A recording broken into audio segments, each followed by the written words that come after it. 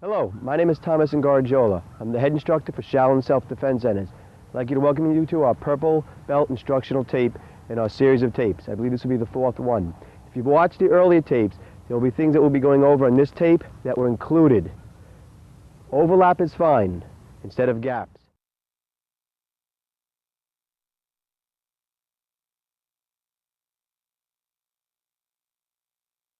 Let's get started with the 8-point blocking with the open-handed strikes. I hinted towards these in the earlier tape.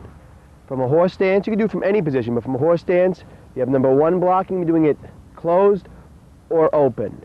From here, the first strike is a spear hand poke. Notice the shoulder movement going in. When you do a spear hand poke this way, it's called earth. If you did it this way, it's heaven. This way gives you a little bit more rotation. Number 2, keeping the thumb in, strike. Number 1, 2. A good target area is your own throat. 3, closed or open, chop to the back, hitting with this area in here, not from here and the fingers up, and not too far down, in here. 4, so we have 1, 2, 3, 4, 5, shooting up with a fist, or you can do from the high position here, come around and rake, and 6, up and around and rake. 5, 6, 1, 2, 3, 4, 5, 6, 7. If you're going to block downwards with an open hand, watch your fingers. Notice I kind of curl my fingers back a little bit. What you do from a fist position. And here's number 7, up with a chicken wrist. Basically, the chicken wrist is the part of the hand that does not bend when you hold it out. Coming up underneath the chin, or around to the jaw, or up. 7 and 8. So we have 1, 2, 3, 4, 5, 6, 7, 8. I'd like to invite my assistant Ron to come on out so we can work on a few of these together so you can see some things. He throws a strike, I block, and you're just coming right in. This is not bad, but this gives me a little bit more reach. He throws this hand, I block, and I go right in. Obviously I would be following it up with other things. So simply number 1, you could be here like this, watch this, you could be out here like this, and coming in and over and in trapping and getting into things. Number 3, coming across. You can use it as a strike, coming across. He throws from there and in. Notice, not hitting with the fingers. You'll break your fingers in here.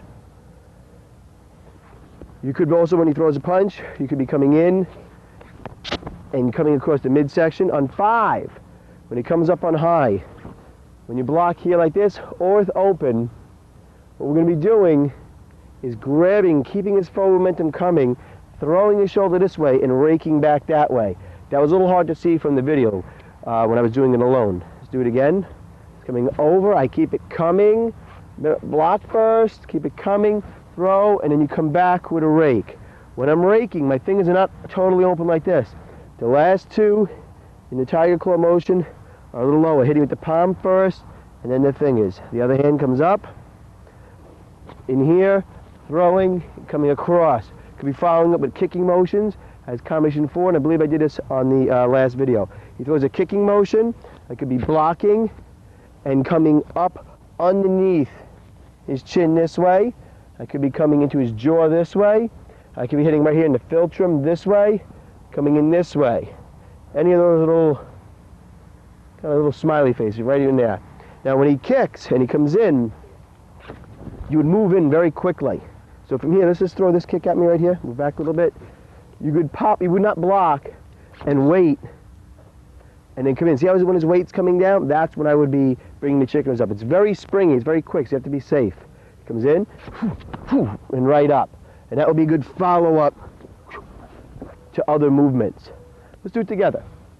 From here, from a horse stance, you could be doing it from other stances, and you will get started soon with that.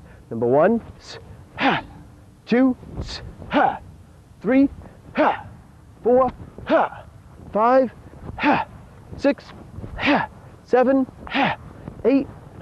One more time. 1, 2, 3, 4, 5, 6, 7, 8. Good. Thank you, Ron. When you're doing these, practice 1 to 8, 8 to 1, just your right side, just your left side. Get familiar with it. Play around with a partner, do it in the air, maybe practice the block and strike quickly off of a bag. Practice well.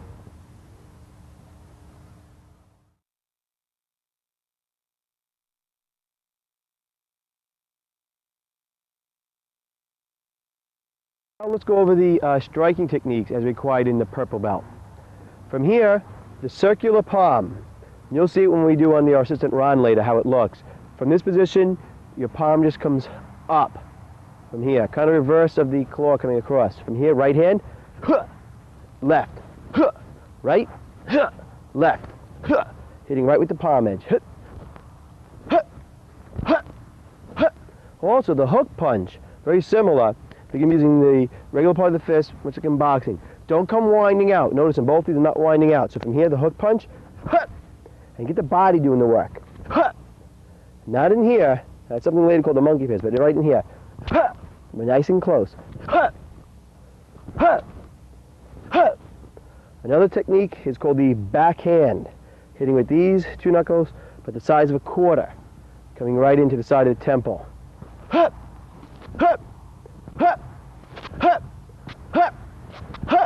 Another one is the ridge hand. The exact opposite of the karate chop. Don't have your thumb out, have your thumb in this region here. You can do it with a quick little turn or full body motion.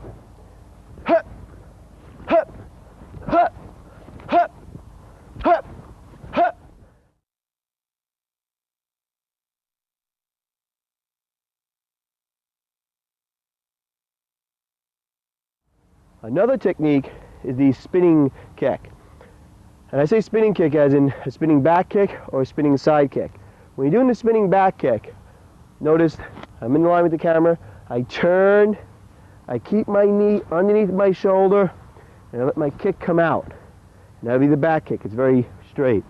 If I'm doing the kick and I let my knee come outside my shoulder, then it's a spinning side kick. Both have its uses. Both have advantages and disadvantages. From here, when you're doing the spinning back kick, you always set up, you're turning right under. You could be landing forward. You could be doing either one, spinning back or spinning side, coming around this way. You could be coming out half short around or all the way. It depends. You'll see when you're working with a body during sparring, during no-mind drills, you have certain tendencies. That's fine. Ron, come on out. Okay. From here, let's go right into the spinning back kick, and we'll work ourselves backwards. Set up from this position right over here. He goes to block that. Come in, stay underneath your shoulder. The spinning back kick is very hidden and right under. So from here, you just set him up and right under. Now, if I'm doing the spinning side, I can do the spinning side off of a grab technique. I'm in here, I hit him, get free, boom. It's a very good distance technique. When you're doing, bring your foot up for a second. When you're doing the spinning back, just turn your hip, try to keep just the heel structure. And then the spinning side, still in the heel structure. Don't try to hit up in here, you can hurt yourself. And you'll see that the position will be nice in line. So from here, I'll be doing the spinning back kick, right in there. Groin is an excellent target for the spinning back kick.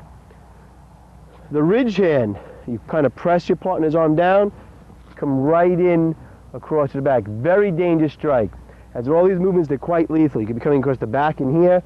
The high one up here is very good. Many times I'll do techniques where you come right across in that way. So the ridge up to here, we're doing either side, across the front of the throat, into the groin region. The circular palm works fantastic when you're getting grabbed and you come in this way from here. It works fantastic. Maybe so you can see from the back side. Right here, he's grabbing me. And my first movement is a circular palm, right in here, and grabbing and going into other things. In fact, we'll get into that movement in a little bit. For me, a hook punch very easily could just be fighting with somebody. You jab here, he goes to block it, and you just come, boom, right around.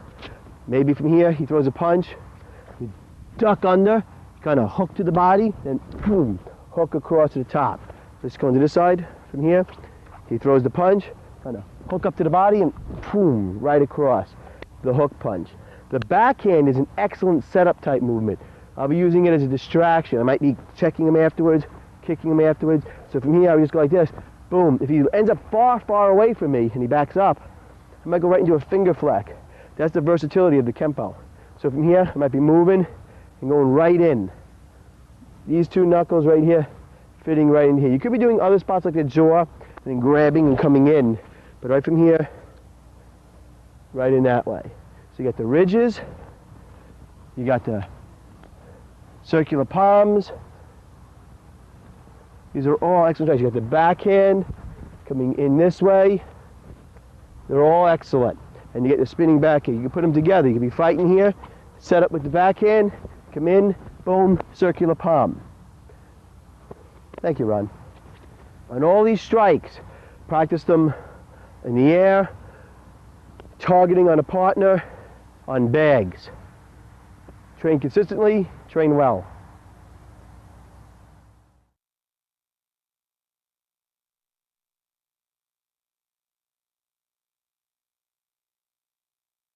Work on number 2 kata with you. Let's get started. From front position, feet together, not straight, together. All the rules from all the previous movements we talked about over the past 3 videos are included here. Bow, horse stance, X block, guard. Half moon back, keeping this knee bent. Notice the fingers are backwards, the weight shifts, chicken wrist. Half moon back, block, chicken wrist. Notice that I'm just kind of using my face as a focus. When you do forms, the way to show that you know the proper height to kick at, proper angle, is to use your body as a reference point. Front ball kick, land. Get done with this move before you worry about turning behind you. Turn, look. I'm looking this way, but I'm scanning everywhere. Pick up some movement over here. Flamingo, bang, side kick. Land with control. Little tiny palm block. Half moon back, once again keeping the knees bent. Here's the block, keeping the thumb in. Poke, notice the body weight went forward a little bit. Chop, notice the focus point. Breath, ha, comes together. Look. Palm, you'll notice this is the same as 1 kata. Front kick. It's a front ball kick. Block with the strike, block with the strike. Come into position, look over your shoulder, keep your knee underneath your shoulder, bam, back kick, side kick, cover, come underneath, help lift up the leg, strike, and back up. Use this as a training aid in conjunction with your instructor. Trying to learn the whole form from the video, you probably can do it, but it's better to use this as a supplementary tool to your instructor's training with you. Let's face this way, from here.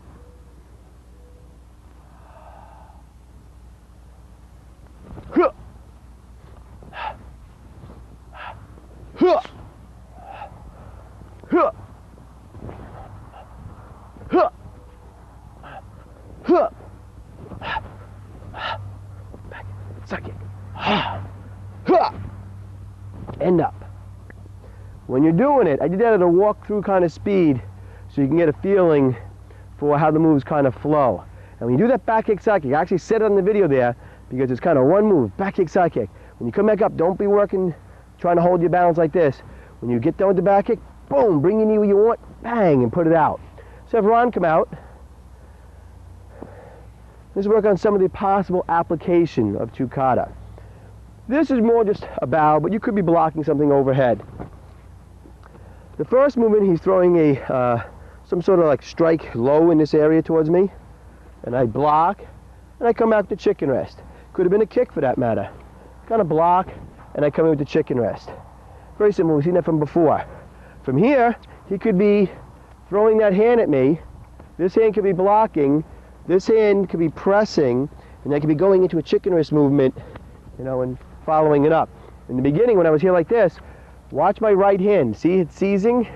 There's so many hidden little things that can be going on. Another thing that can be going on, you could be grappling with your partner in here like this.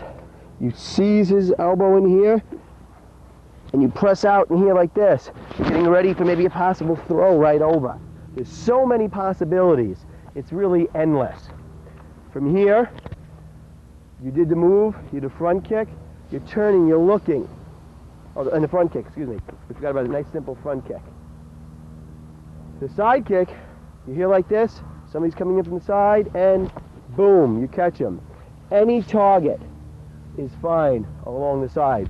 Then you'd be landing on guard. When you're on guard with your partner, and he throws something or goes to grab you, this is a little block as you back up. You could be trapping and injuring the same arm, then going to the neck, and then going to the back of the head.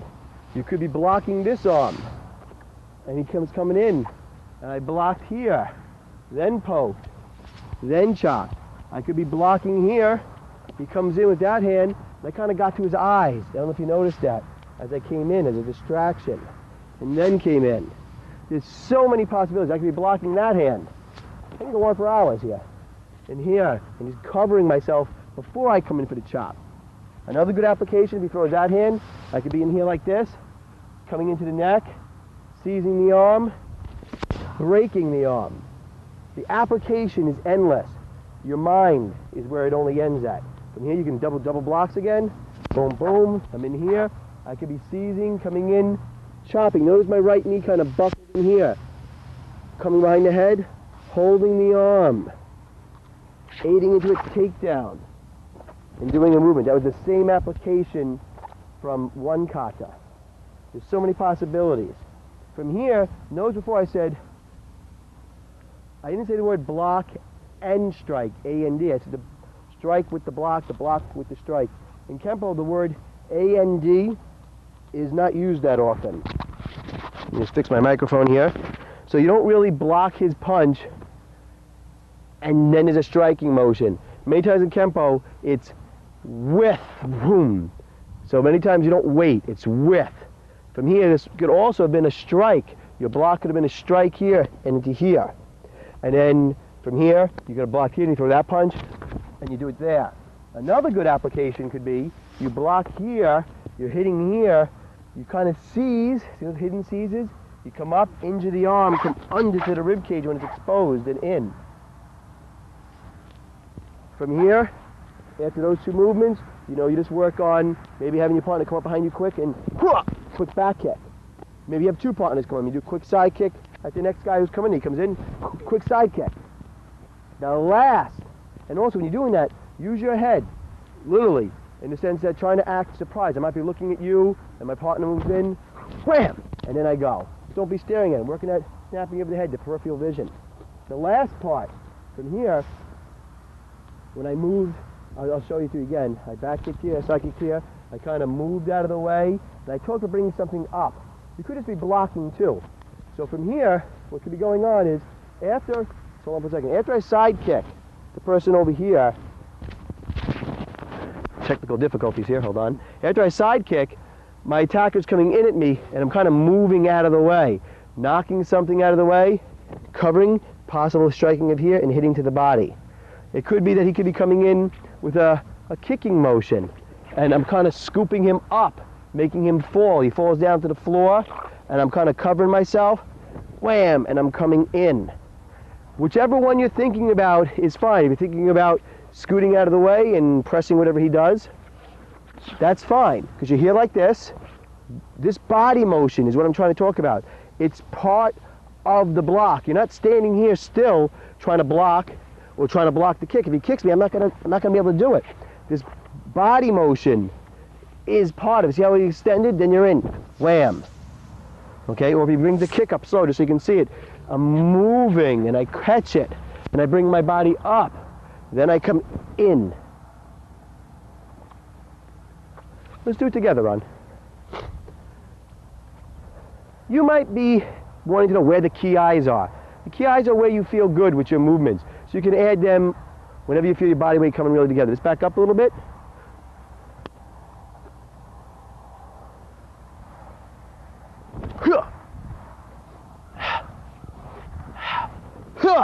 Look, scan, kick, guard, block, block. That's a nice spot. Boom, explode, back kick, side kick. And up. Thank you, Ron. When you're doing a two-kata, one day you might key eye in one place, another day another place. That's fine. Let your creativity and your body energy guide you.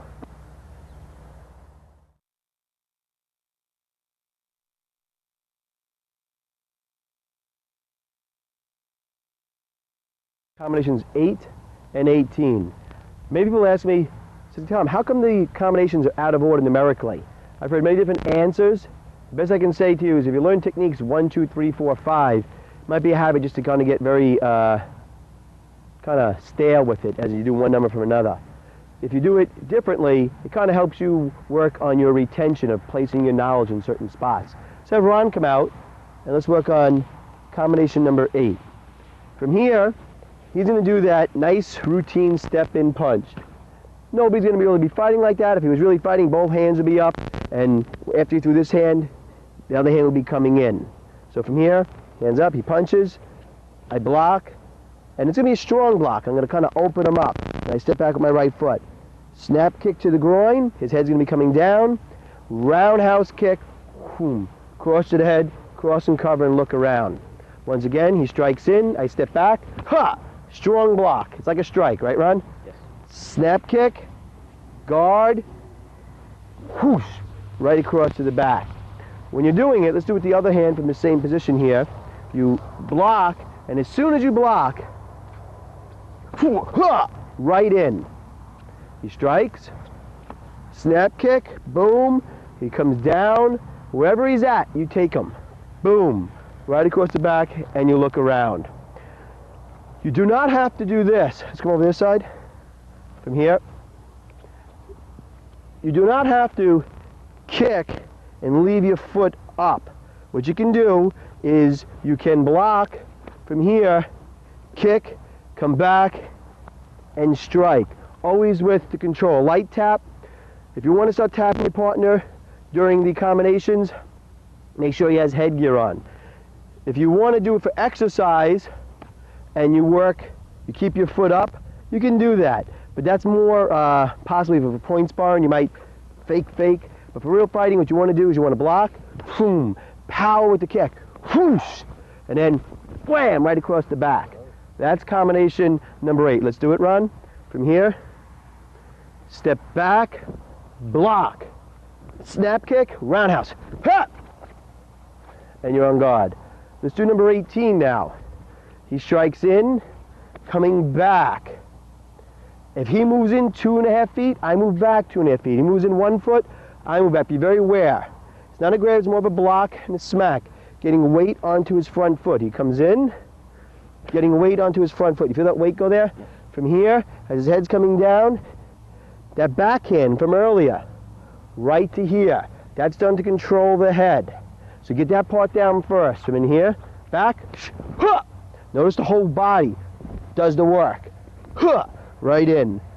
You're in here, from after the hit, let the shoulder go, control, start pressing, come in, reach, drop. Look at my knees, look at my shoulder. I elbow, then I come in with the hammer. Let's do it from the other side. From here, he strikes, block, whoosh, press, up, wham, and he's going down, and then I can go with a hammer over into the temple region. From here, he just having me strike in with your other hand. It doesn't matter, you should be practicing right and left side on your movements, equilibrium of body strength, and for possibilities. Right after the hit, you go right into the press. Right in there. This hammer from here could be going in right to the temple region or to the neck region. So when you're in here, you'll be coming in right here or into here, depending. And you don't really have to, some people shove them with their body weight. I'm just striking him. If I do bang him with my body weight, that was a bonus. Let's do combination 18. From here, go back to the cat. Notice the right hand is on guard. Strike, boom. Start to press, elbow, and right in. Thank you, Ron. Combination 8 and 18. Practice them. If you got the numbers confused and your instructor asked for 18, you did 8, it's not the end of the world. What's important when you do the movement, you do it well. And work on the numbers.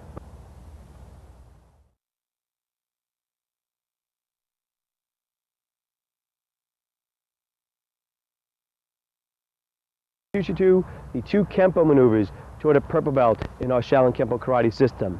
They're called the 7 striker and the spinning dragon. Ron, come on out. The names of the movements, if you got them mixed up, isn't the end of the world. The names were devised over a period of time to help you remember the essence of the movement. Let's move down a little bit. The 7 striker. Your opponent comes in, you're blocking, the palm of your hand, go into the body, inside. For the real fight, you'll be worrying about other things. Right now, you're just learning how to target your potential strikes to his potential targets. So from here, come in, get that part done quick. Here, block. His body weight's still moving in. Hit him in the ribs. His neck and head region are coming down. Hit him in the neck. His head will still be moving forward. And a palm right in. From here, watch my left foot. As I come in, see my left foot moved as I elbowed.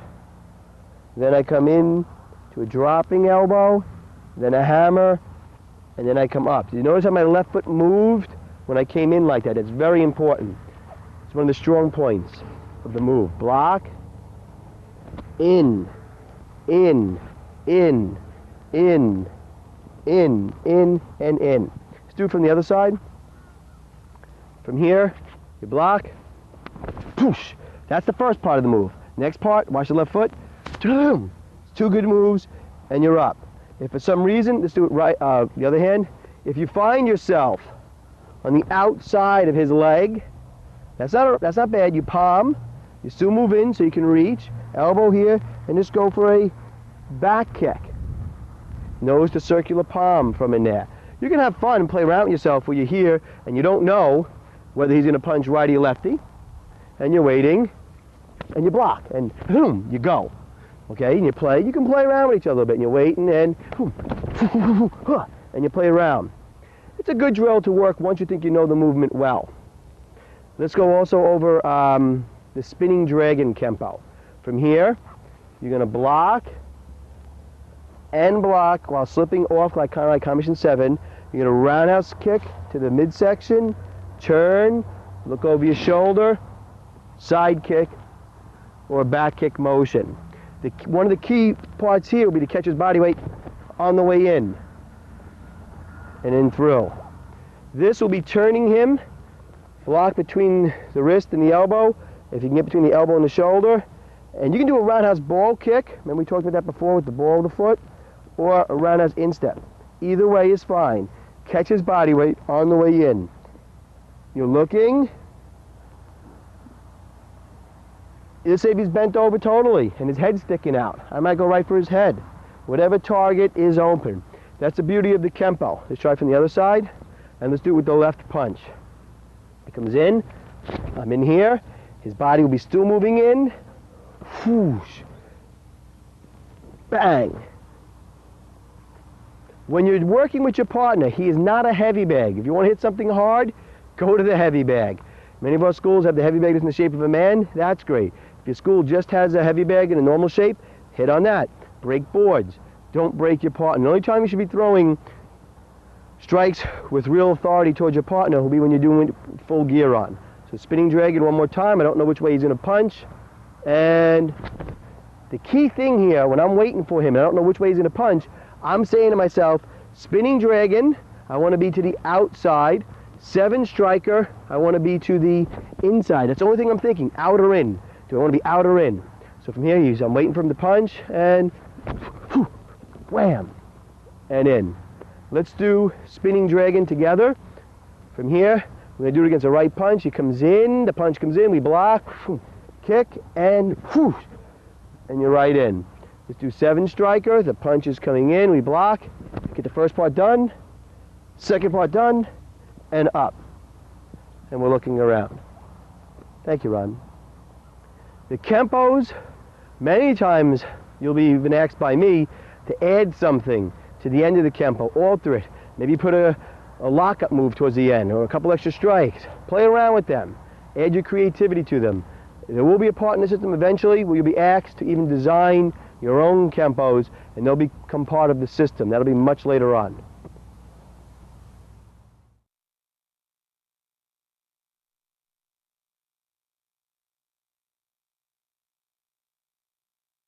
Over the sweeps and takedowns. This is an overlooked section in our curriculum. It's very important. The sweeps and takedowns, Ron, come on out, are just isolated techniques from Kempos and Combos that I want you to really think about separately. You know, the frontal grabbing pull concept. From here, you're fighting with somebody, anytime you can get their shoulders way over the front of their feet, you have if you're wrestling with them or something, you have an excellent opportunity to press down in the back and just go all the way down. A simple little thing you can use every once in a while. So you're moving around with your partner and he pushes a little bit. You fight back? No, the yin and yang concept right from the patch. He pushes, take it, and pull down. It might work. If he's an advanced martial artist, he should be aware of that happening. So very easily, you can just do the frontal grabbing pull. He pulls. Now I can't do it right now. He's doing it to me. Maybe I can kick him and bring him down. See how I use the knee coming in that way? It's a very simple concept. You could also be doing it where he's throwing a kicking maneuver at you. You're grabbing and you're pulling over forward, and then you got him in that position, just grabbing the leg straight in. I was going to add another concept to it, but let me do them separate. He kicks, you get his leg, and you just keep pulling him off balance forward. That's the frontal grabbing pull. And the reason why we put this in the curriculum is many people, if I'm coming at Ron, I'm expecting him to block. I'm not expecting him to be sucking me in further. And that's the beauty of it. You could even put the frontal grabbing pull on the leg, pull him off balance, then get the frontal grabbing pull here and do a total dump. There's so many possibilities. Thank you, Ron. There's so many possibilities with that. I wanted to isolate that just to make you aware. I can show you a dozen techniques. Your instructor will show you another dozen. The idea is I like you to find them for your own where that concept comes into play. So work it for pulling kicks, getting to the shoulders, or from the grappling position when you get higher, over. There's little things to think about. That's the frontal grabbing pull concept.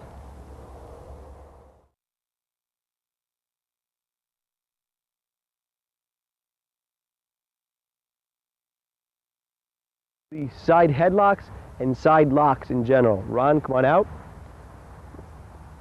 And just so you know what I mean, by the side headlocks, we're referring to when you're bent over, you're getting grabbed like this, from the other side, like this. And what I mean by side locks is the person is grabbing you on the side like this, or like this in a fight, or like this. There's so many different ways, okay? It could be somebody's frontal with you, this way. Let's handle one of the easier ones. Not easier, but one of the more standard ones I think you'll find will teach you the essence of the movement. You get grabbed from the side. Yeah, it's fine. When you come in and you're getting grabbed like this, what I would prefer you to do is, as you're getting pulled in, try to elbow and palm, if possible. And then come back with that palm from earlier.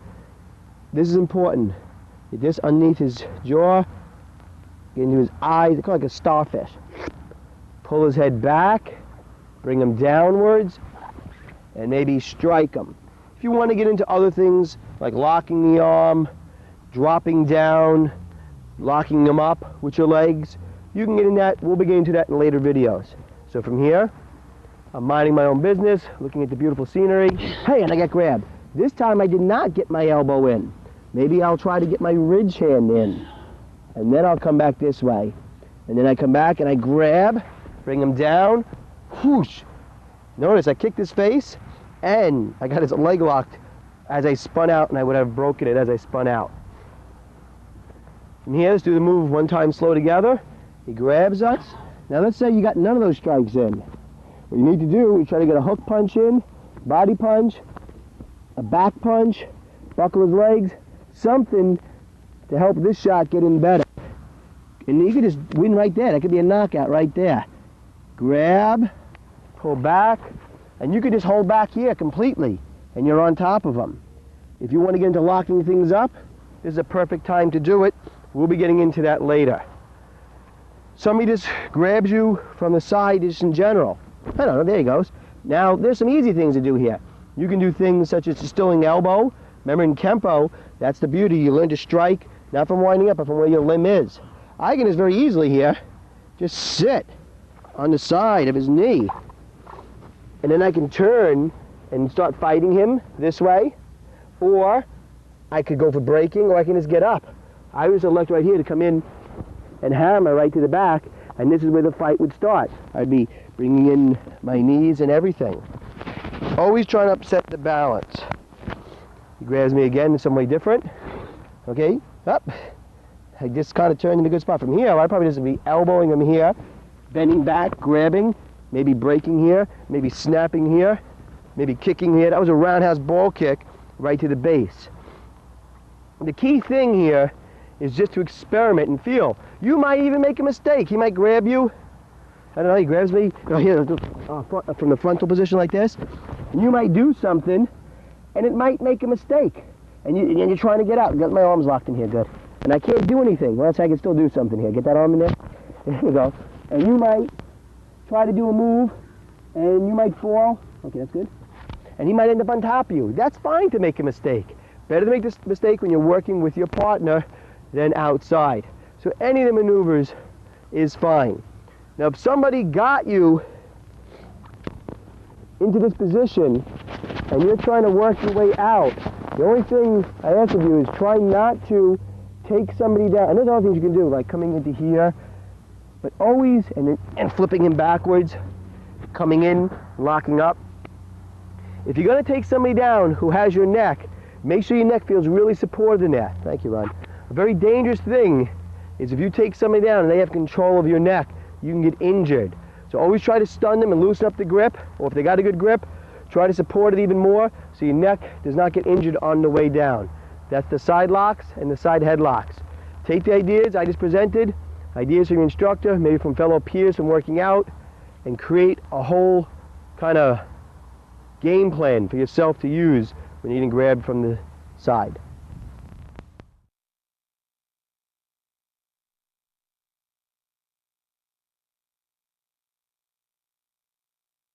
To work on with you today is the reflex drill, the no mind drill we call the Mushin, where you're going to be asked to block and throw 3 counter strikes, 1 including a kick. If you noticed at white belt, it was just blocking. Yellow belt, it was blocking with 1. Orange, blocking with 2. Now at purple, it's blocking with 3. 1 has to be a kick. Each belt rank will be asking you to do different things, so by the end, on our black belt exams, hopefully you will make it there by training quite hard, you'll be asked to do something that right now might sound kind of incredible, but you're going to be asked in 1 second to block, counter strike at least once, take down, and apply a finishing movement or a finishing strike in the period of 1 second. This drill will be designed to get you there if you practice. Ron, come on out. Okay, so from here, you just get on guard and you're moving on. We're going to be doing some sparring in a minute. This is kind of like, 1 split second of sparring. He throws something at me, I block. Now I'm going to come in with 3 counters. 1 has to be a kick. I can kick it first, 1, 2, 3. Or he throws it the same thing. I could block, boom, strike, 1, 2, and come out with a kick. It doesn't matter if the kick is first, if it's last, or if it's second. He comes in with something, I block, I come in, punch, there's my knee, there's a palm. It doesn't matter how you do it. I'll come at Ron, and he's going to do 3 quick strikes at me. 1 of them is going to be a kick. Now, he doesn't know what I'm going to do, because we didn't talk about this. So I'm from in here, I come at him. There you go. I come at him. A lot of times we go back and forth with our partner. He comes at me. I can do 2 kicks. There's nothing wrong with that. I come at him. Yeah, he threw a few extra. That's all right. He comes at me. It can be simple. Block. 1. You can even do the same strike. 2. In. 3. It doesn't really matter. I come at him one more time. It can be something just simple. Huh, huh, huh. Thank you, Ron. It doesn't really matter if you're throwing a particular strike twice in a particular time. What matters is if we asked you to drill on a belt exam and you kept, I said, do the move, and you went 1, 2, 3. I said, do the move again, you went 1, 2, and everything looked the same. Variety. Here's a chance to get yourself moving, to go with the flow of Kempo. Kempo a lot of times has been equated to being like an object floating down a river, going with the flow, banging off of things, going with the environment, what happens. Practice that drill with a partner, but be safe. Avoid heavy contact.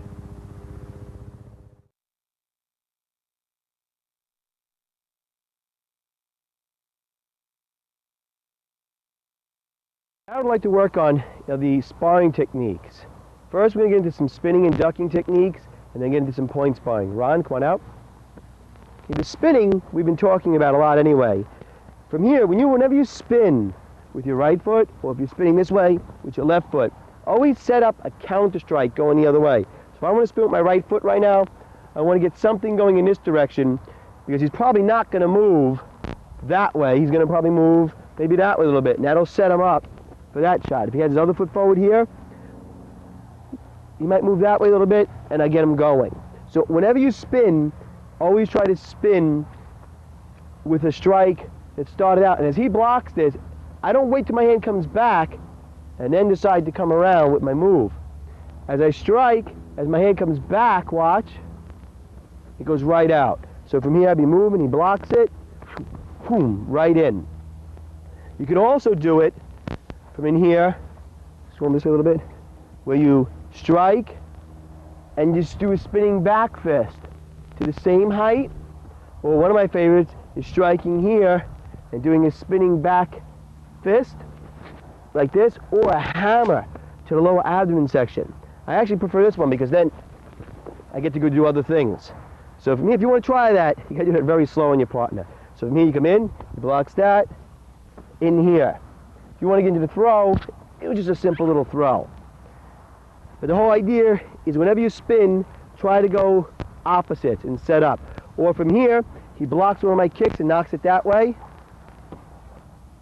I use that as my motion to spin. Or from here, I threw one strike at him, and I come in here, boom, and I come back that way. There's so many possibilities. You can use the spin to initiate some action or to end some action. Near the ducking, I'm not a firm advocate of ducking when people throw kicks at you, because it's kind of dangerous. But whenever you duck, it can be done.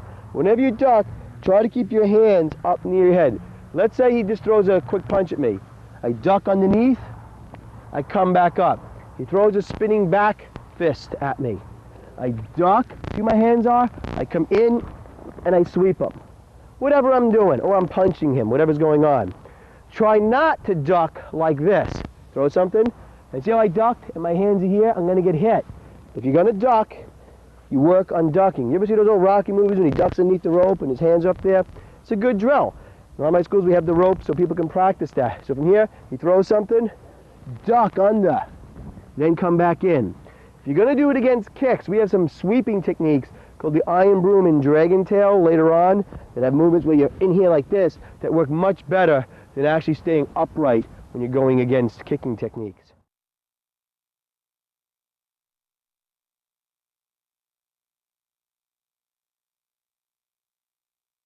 The next thing is the point sparring, which you'll be asked to wear for safety of yourself and your partner, and so the action can move along at a good pace and a safe pace. Hand pads of the appropriate weight your instructor recommends for you, and it'll come up here and protect your forearm. Headgear, mouthpiece, groin protection, foot pads, the whole thing. Sometimes you might even suggest for you extra pads. That's fine. Trust your instructor's judgment. He knows you best. So you have all the gear. I don't want to put the gear on right now because I want you to be able to see what we're targeting for. Sometimes when you have all the gear on, you can't really see as good on the video. So from here, what do? The instructor says start sparring. Well, if you're too far away, you're not going to score any of your points. This is a good awareness drill. If you're too close, it's going to entice him to want to grab you and choke you, locking out your arms maybe, you know, or throwing you down to the floor and applying a lock. So the point sparring, you want to get in, do your damage to him, in theory, and then get out. It's a game of tag. Now, try not to do the game of tag like this, where you're off balance, and I'm going to punch him in the stomach. Watch. See how I was off balance? Try to do it with good balance, okay? And if you have pads on, he has pads on, nobody's getting hurt. If you go play basketball with your friends, a game of volleyball, you don't fear getting hurt. Well, you shouldn't fear getting hurt during the point sparring. It's not me versus him. It's me challenging myself. Can I get in with my technique and get out? Can I get in and out? Can I get in and out? Control. Later on, you'll be, during point sparring beginning, you're just touching.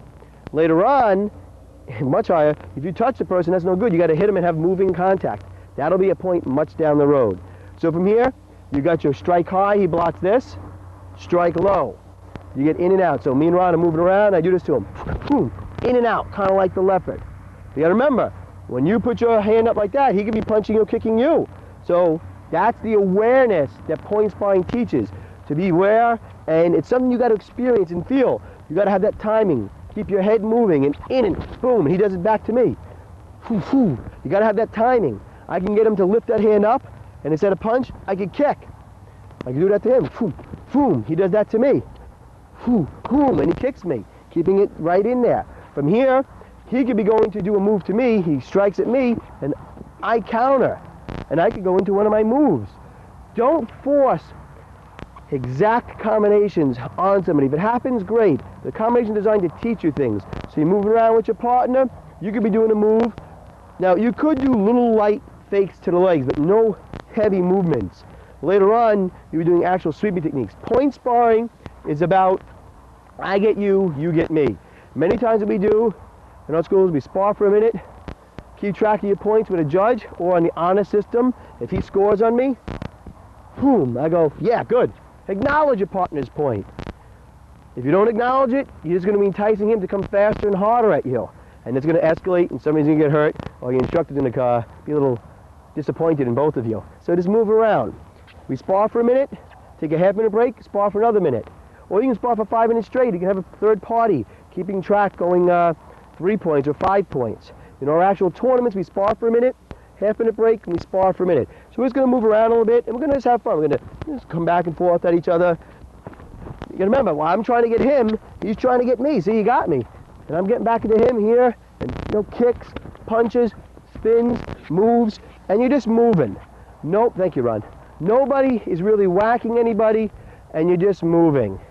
Keep it friendly. Try to keep in the fear of getting hurt, but wear the gear, because as you keep moving up, the action's going to get faster, more movement, and if you work with the proper gear, there'll be no chance of getting hurt.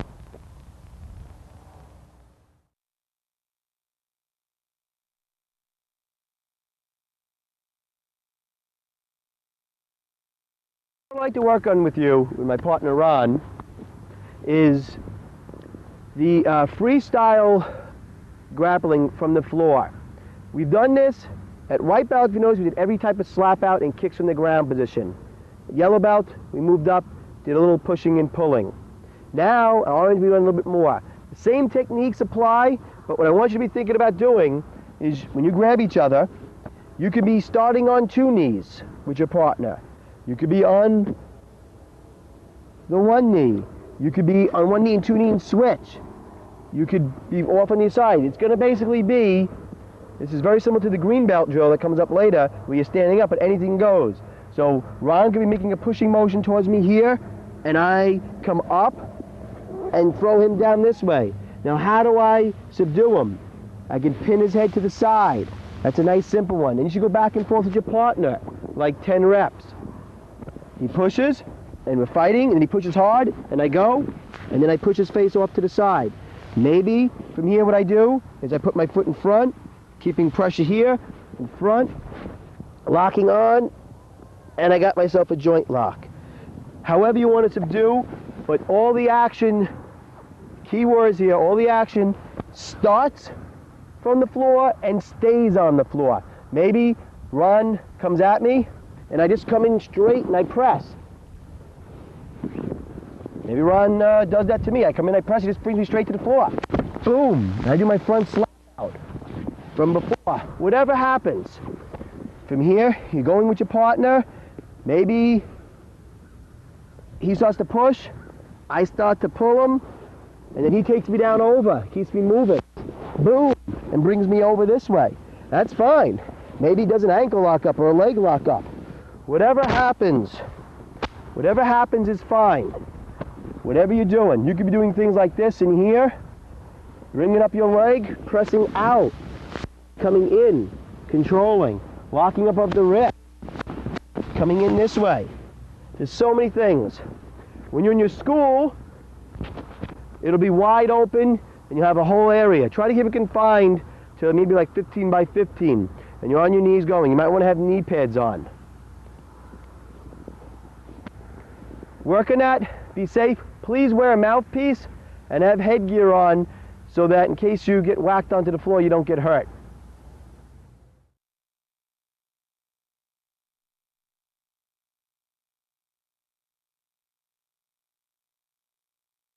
I'd like to work with you today is on the club techniques. You know, we're going to use a wooden club. Let's have Ron come on out.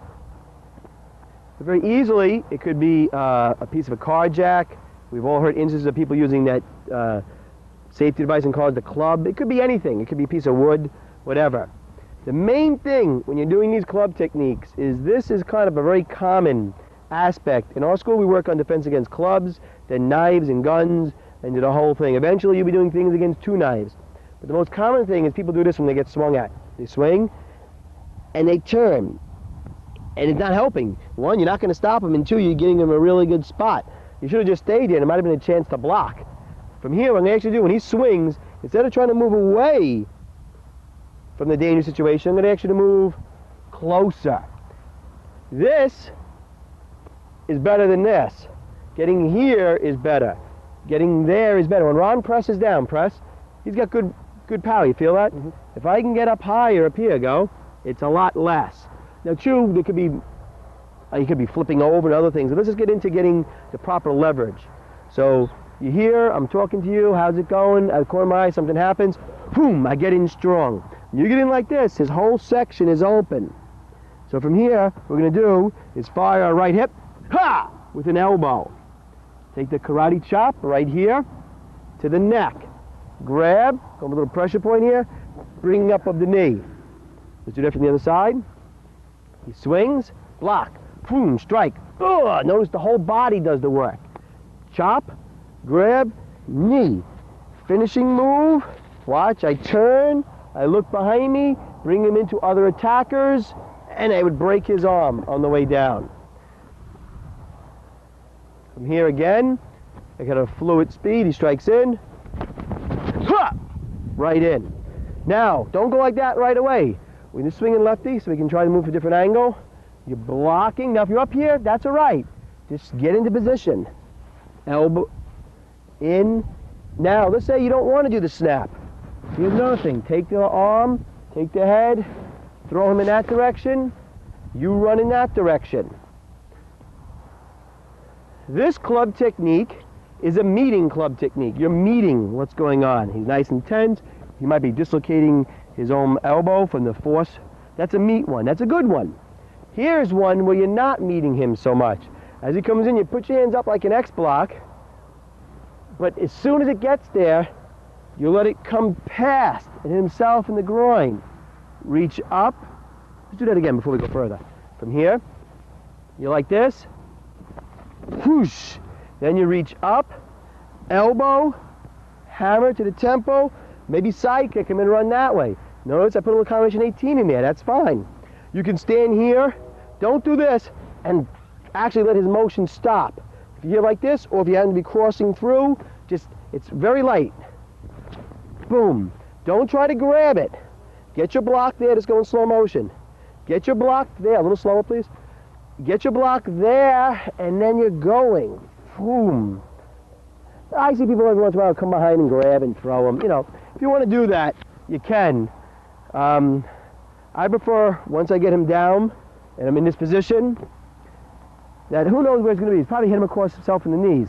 Hit here, you know, and maybe sweep him frontwards. If you want to get behind him, then choke him out. Bang his head against the ground. Or just come in here and choke him, or into knee. My advice, I would think, when you're up here with something like this, come on back up a little bit right here, is just sweep him and you run. Why start choking him? He might have some friends along. So the one club we did was a meet. Boom. The other club was a bypass. You can come in and do whatever you want. And there's lots of versions in between there. You could be doing ones where he swings and you kind of get your hand up, take him around, and hold him here and lock him up. Or you can go into that, locking up into this position in here. Or, lots of oars here. You can just, he swings, just throw him and run. Great against multiple opponents. Or you can just simply throw him down and talk to him. Boom. And you're here like this. Or you put your knee back in here, or the other knee, and you lean to talk to him. Get rid of the club, hold it, or throw it. You know, I wouldn't really beat on him with it, but if you want to do that, you can. One thing to, before we wrap up the club thing, this, I just strike. I'm just going to touch a hit Ron in the shoulder with this shot, but it is a shot instead of his ear. It's right in here. Very strong. Thank you, Ron. When you practice the club techniques, take what I showed you, take what the instructor shows you, and when you're working with students, higher ranks, lower ranks, be aware of what they're doing, feeling. You learn the most by participating.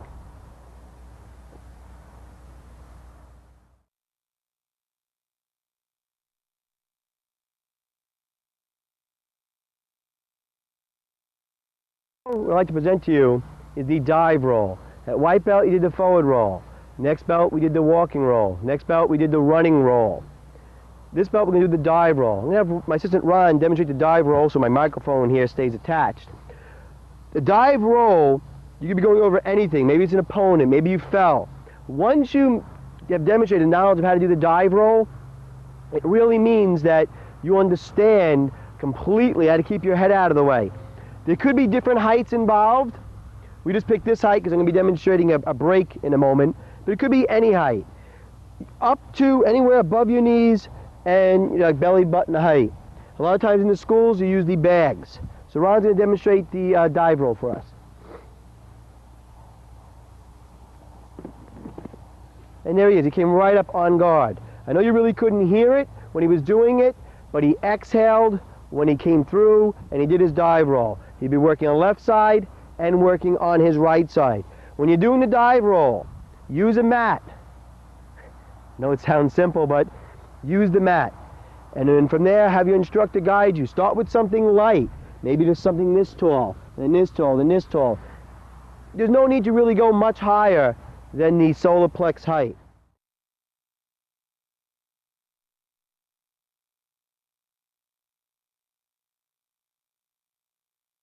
We're going to get into some board breaking in a minute, but at first I'm just going to do a little demonstrative break.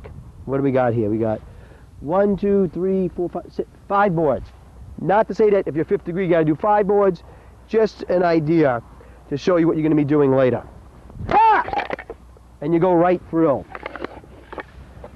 Please do not do, Ron, come on out, when you're doing board breaking, do not attempt to do a board break.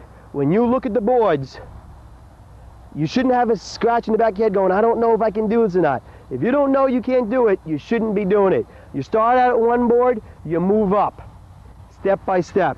What Ron's going to demonstrate now is coming up with a knee break. Each belt rank, we do a different type of board breaking. Before black belt, you'll be doing 2 boards. Eventually, you'll be throwing up boards and breaking them. You could be doing more boards than 5. I chose 5 just as a number to show you to focus and follow through. Okay? And also, we do not use spacers when we do our board breaking. Some people use spacers. We prefer to have you visualize through a more solid. From here, it's a 9x12 board, pine. Ron's going to come up with a knee. He's visualizing if he was fighting me, he grabbed my head and he did a knee strike. Here, hey. Nice and simple. It's easy when you're prepared properly. He could be doing both knees, everything else. From here, an elbow strike. Maybe Ron's fighting me, he grabbed my head, and he came in with an elbow strike. Let's turn from this side so we get a better view. From here, the person who's holding it, these are one boards, but you could be wearing a headgear to protect yourself, even with a face mask. You lock in, lock out your legs. You present the board, always going with the grain, and he key eyes when he goes through. Hey! You had enough power that one to do multiple boards. Thank you, Ron. When you're doing the board breaking, take it step by step. Listen to your instructor's training. Don't go from 1 board to 5 boards to 8 boards. Take it step by step.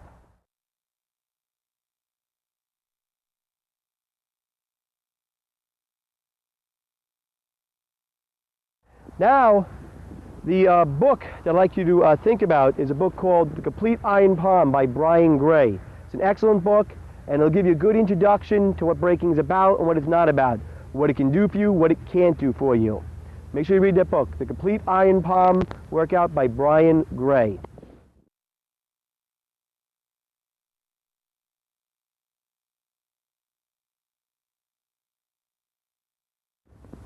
Last, I'd like to work with you is some breathing exercises. Each belt rank, we worked on breathing.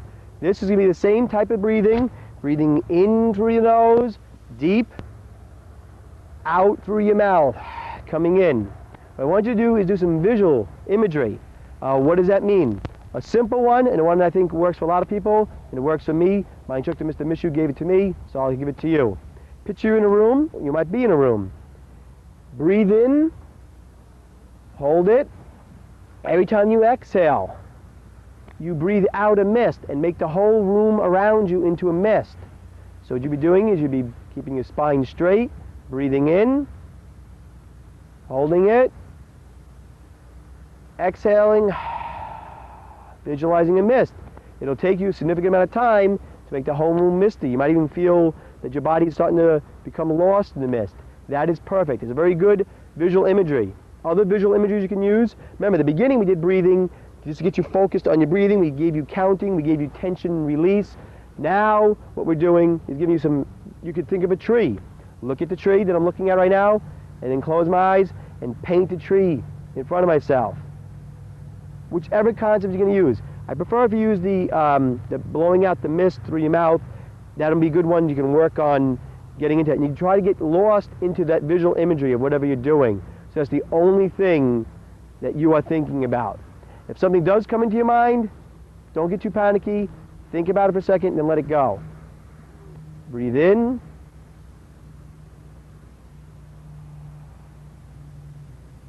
What you might want to do when you do the visual imagery is set a little timer off on the side or a little watch for maybe 5 minutes at first, then 7 minutes, then 8 minutes, go up to 10 minutes or 15. Get into a nice state where that's the only thing you're thinking about is that visual imagery. I enjoyed presenting the purple belt information to you. Hope you enjoyed working on it. Train well, train hard. Thank you.